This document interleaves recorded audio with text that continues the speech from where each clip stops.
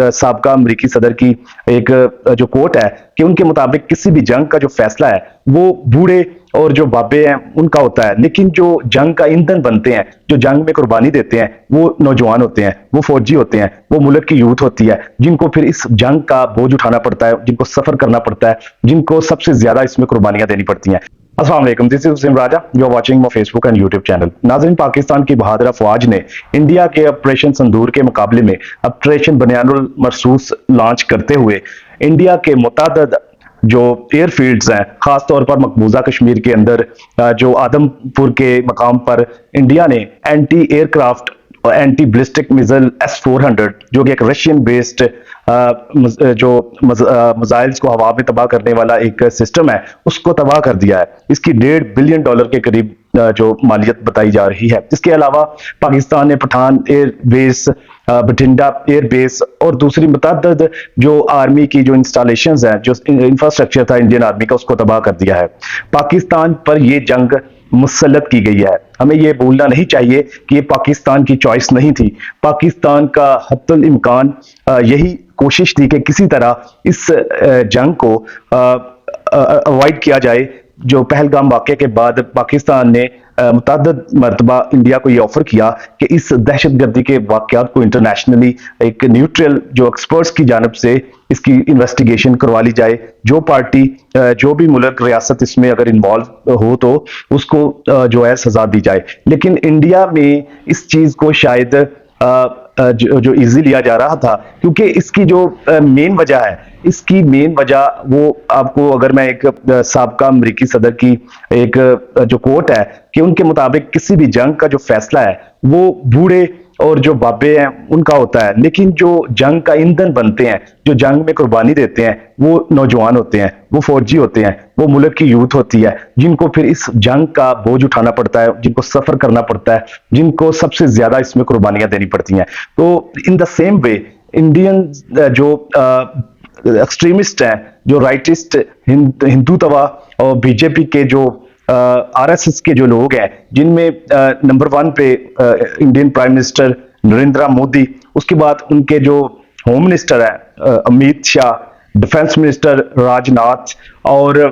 National security adviser और रा के साबका चीफ अजीत डोवल, ये वो बाबे, ये वो एल्डर्स हैं जिनको आप जिम्मेदार ठहरा सकते हैं जिस जगह पर आज साउथ एशिया के हालात आ गए हैं। इन लोगों का एक जो वो फुहिश ख्वाब है कि जो साउथ एशिया जो है सारा, जितने भी इसमें ममालिक हैं, अफगानिस्तान से लेकर म्यांमार तक, श्रीलंका, बांग्लादेश, भूटान, नेपाल, पाकिस्तान, ये सारे जो ममालिक हैं ये इंडिया का हिस्सा है। उस जो फुहिश ख्वाब की तामील के सिलसिले में ये जो शाइनिंग इंडिया का जो ख्वाब था, जो एक ग्रोइंग इंडिया का जो एक रियलिटी है, एक ताकत इंडिया जो भारत है बनने जा रहा था, इन जो एल्डर्स की वजह से, इनके जो ये इंतहाई जो ये एक एक्सट्रीमिस्ट इनकी जो पॉलिसीज हैं, इसकी वजह से तबाही के दहाने पर आ खड़ा हुआ है। इससे पहले की चीजें at the point of no return पर पहुंचे, जिसके बाद शायद अश्योर्ड म्यूचुअल डिस्ट्रक्शन की स्टेज आ जाए, जहां पर जो है चीजें आउट ऑफ कंट्रोल हो जाएं। जो दूसरी जो सीनियर फोर्सेस हैं, एलिमेंट्स हैं, जो इंटेलिजेंसिया है, एजुकेटेड जो लोग हैं, उनको आगे आने की जरूरत है। पाकिस्तान का इसमें रिस्पॉन्स देने के अलावा कोई पाकिस्तान के पास चॉइस नहीं थी। इन लोगों ने, इन हिंदू जो इंतहापसंद जो लीडर्स हैं, इन्होंने पाकिस्तान को एक बंद गली में ला खड़ा किया था। पाकिस्तान की सॉवरेंटी को वायलेट किया गया था। ऑपरेशन संदूर के जरिए 22 अप्रैल को, जो पाकिस्तान के जो सेटल्ड एरिया है, पाकिस्तान के नॉन डिस्प्यूटेड इंटरनेशनल बॉर्डर को क्रॉस करके जब उन शहरों में जो हमला किया गया, तो पाकिस्तान को अपनी सॉवरेंटी बचाने के लिए, पाकिस्तान को अपनी हाकमियत और टेरिटोरियल इंटेग्रिटी बचाने के लिए कुछ ना तो कोई ना कोई तो स्टेप लेना था। और पाकिस्तान के जो पॉलिसी साज हैं, पाकिस्तान के जो पाकिस्तान के जो पॉलिटिकल लीडर्स हैं, जो पाकिस्तान की जो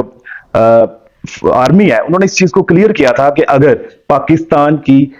हकमियत को, सॉवरेंटी को इंडियन की तरफ से वायलेट किया गया, इसकी खिलाफ वर्जी की गई, तो पाकिस्तान के पास कोई ऑप्शन नहीं होगा सवाए जवाब देने के। तो पाकिस्तान ने एक बड़ा एक दंदान शिकन जवाब दिया है, ईंट का जवाब पत्थर से दिया है। लेकिन ये जो इब्तदाई जो सक्सेस है, ये इस पे हमें बिल्कुल तकिया नहीं करना चाहिए, क्योंकि जो जदीद हाइब्रिड वारफेयर्स है जिसमें आप देख रहे होंगे कि मिस इंफॉर्मेशन, डिस इंफॉर्मेशन और झूठे बयानिए नैरेटिव्स, जो साइबर अटैक्स हैं एक दूसरे पर किए जा रहे हैं, और किस तरह जो एक वॉर ऑफ नैरेटिव और war of militaries, drones, missiles, तो मल्टीपल जो इसमें जो टूल्स हैं वो इस्तेमाल किए जा रहे हैं। तो ये एक विन विन सिचुएशन इसमें किसी के लिए भी शायद पॉसिबल नहीं होगी। तो इसलिए चीजें पॉइंट ऑफ नो रिटर्न से पर पहुंचने से पहले ही इसकी जो हमें अल्टरनेट सोचना होगा, और इसको काम डाउन करने के लिए, कूल डाउन करने के लिए ज्यादा रिस्पॉन्सिबिलिटी भारत पर है। भारत एक बड़ी कुवत है, एक बड़े वसाइल वाला मुल्क है, बड़ी इंटरनेशनल स्टैंडिंग, बड़े एम्बिशंस हैं उसके पास। शाइनिंग इंडिया, मेड इन जो इंडिया, उनके जो इकोनॉमी है वो जो ऑरेंज इकोनॉमी बनने जा रही थी, तो उन पे ज्यादा इसका जो बोझ है कि वो इस चीज को डी एस्केलेट करें। पाकिस्तान तो अपने डिफेंस में जो है एक्ट कर रहा है, पाकिस्तान अग्रेसर नहीं है, पाकिस्तान डिफेंस में अपना जो भी अमल कर रहा है उसका जवाब दे रहा है जो भी इंडिया की तरफ से एक्शन लिया जाता है। तो अभी जंग ये एक बिगिनिंग है, ये चीजें किस तरफ जाती हैं इसको के बारे में बताना या कहना किसी के भी बस की बात नहीं है। और हम सिर्फ ये एक एक्सपेक्ट कर सकते हैं कि अल्लाह ताला जो दहशतगर्द तंजीम है आरएसएस की, इनकी जो इनको अकल दे, इनकी समझ में आए चीजें, ताकि एक साउथ एशिया एक बड़ी तबाही से बच सके। मिलते हैं अगली वीडियो में। अल्लाह हाफिज।